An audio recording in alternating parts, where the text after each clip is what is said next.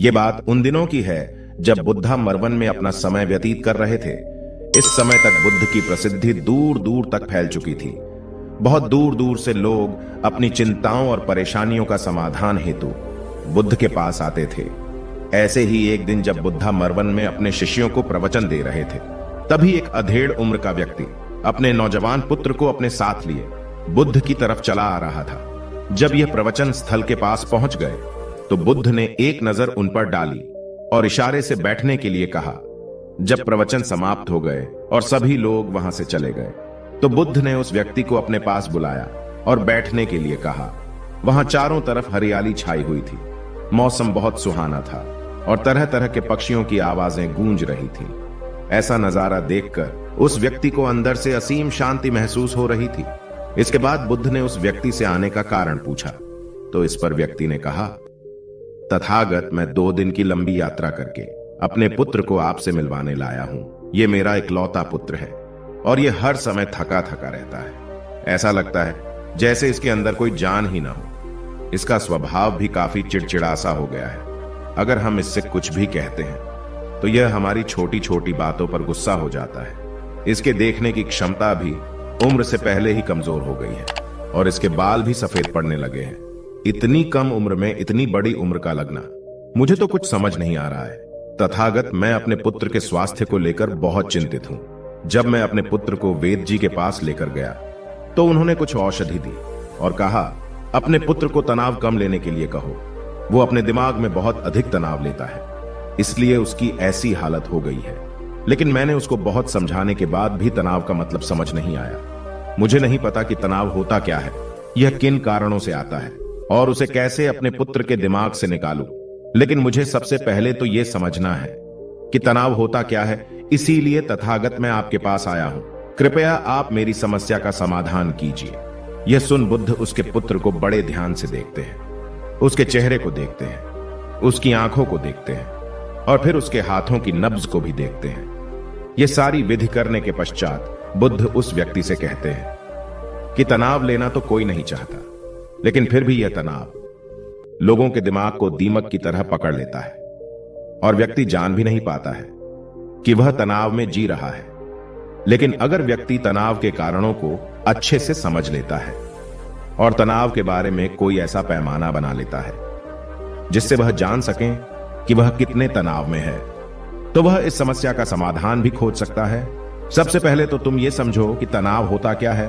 जब भी कोई व्यक्ति कोई काम कर रहा होता है लेकिन उसका मन कहीं दूर भटक रहा होता है, कल्पनाओं में होता है, तो उसके शरीर और मन के बीच एक दूरी पैदा हो जाती है। यह दूरी जितनी अधिक होगी, व्यक्ति उतनी ही ज्यादा बेहोशी की अवस्था में होता है और शरीर व मन के बीच की इसी दूरी और खिंचाव को तनाव कहा जाता है। आखिर कोई पसंदीदा खेल खेलने के बाद व्यक्ति चुस्ती और प्रसन्नता से क्यों भर जाता है, जबकि उसने तो अपने शरीर को थकाया है। लेकिन समझने वाली बात यह है कि खेलते समय मन और शरीर एक साथ पूरी तरह से उस खेल में केंद्रित होते हैं, जिससे शरीर और मन के बीच दूरी पैदा नहीं होती और कोई तनाव पैदा नहीं होता। और अगर दिमाग में कोई तनाव था तो वो भी दूर हो जाता है।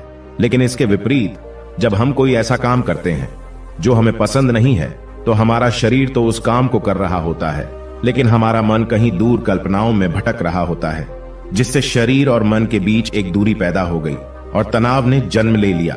इसीलिए व्यक्ति को एक समय पर सिर्फ एक ही काम करना चाहिए और अपने तन और मन की सारी शक्ति उसी एक काम पर लगा देनी चाहिए, जिससे व्यक्ति के अंदर तनाव पैदा ही ना हो। इसके बाद बुद्ध ने कहा, तनाव पैदा होने के मुख्य 8 कारण होते हैं और जिसने इन कारणों को समझ लिया वो जीवन भर तनाव मुक्त रह सकता है। मुख्य कारणों में सबसे पहला कारण है अति महत्वाकांक्षी होना।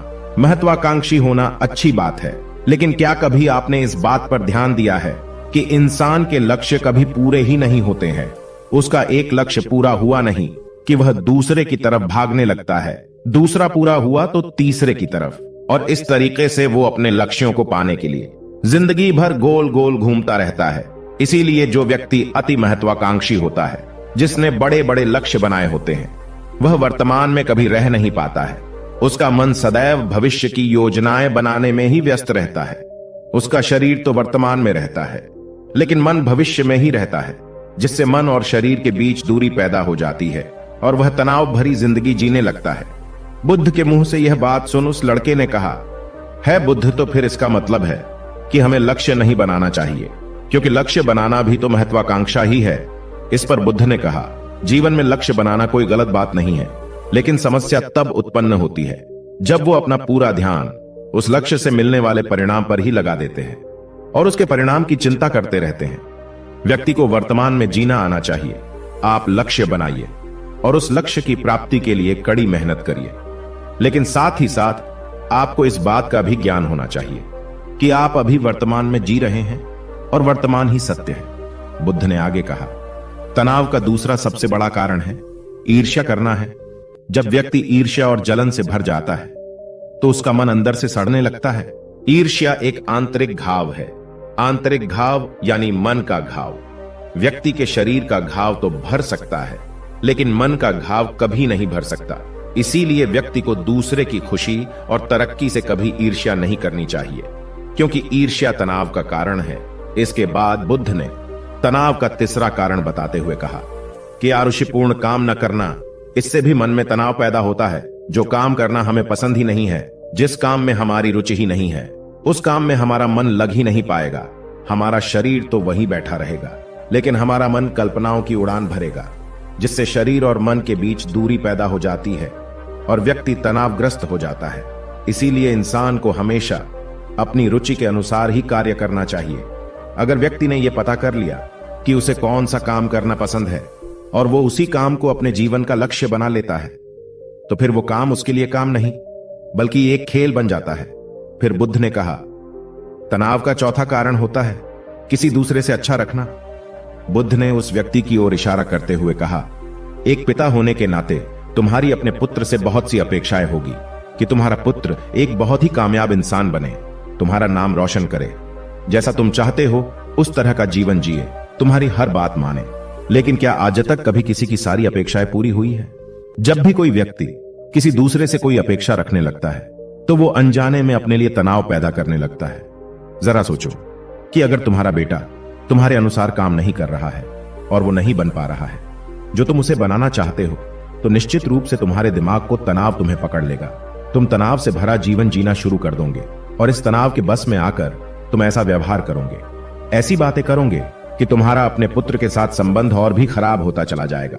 इसीलिए व्यक्ति को जितना हो सके उतनी कम अपेक्षाएं दूसरों से रखनी चाहिए, और अगर पूरी तरह से तनाव मुक्त रहना है तो दूसरों से अपेक्षा रखना ही बंद कर दो। इसके बाद बुद्ध ने कहा कि शारीरिक कष्ट भी इंसान के तनाव का एक कारण होता है। जब व्यक्ति किसी शारीरिक पीड़ा से गुजर रहा होता है तो उसका पूरा ध्यान अपने उस शारीरिक दर्द पर होता है।